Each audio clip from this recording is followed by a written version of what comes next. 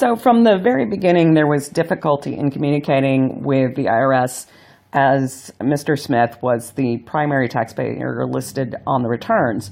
All the correspondence was mailed to his address of record, and his solution to IRS mail was to essentially just throw it in a pile of unopened mail.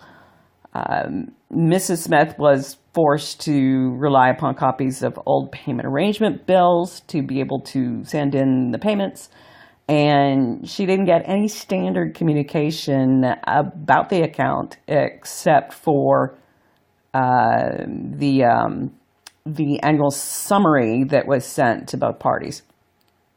In 2008 or 2009, Ms. Smith asserts that Mr. Smith negotiated his own payment plan with the IRS, which included the 2002 joint tax amounts, which was done without Mrs. Smith's permission or a CAF covering her.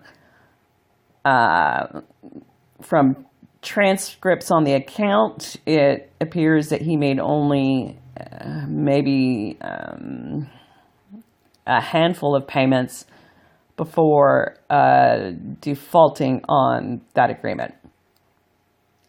So again, being the secondary taxpayer on the accounts, Ms. Smith says she did not receive any information or correspondence on the matter, and that she was left unaware that there were any pending issues. Then in 2013, when the matter was in the most final stages of collections and the recovery agents are demanding payment in full of over $10,000 within weeks, how can anyone think it's reasonable to refuse to send regular communications to a secondary divorced spouse, yet then somehow find it proper to contact them when the account is so far gone as to have very few options to resolve the issue? Ms. Smith is certainly not the only divorced person in the United States to have an uncooperative spouse who was a primary on a tax return where there's a balance due.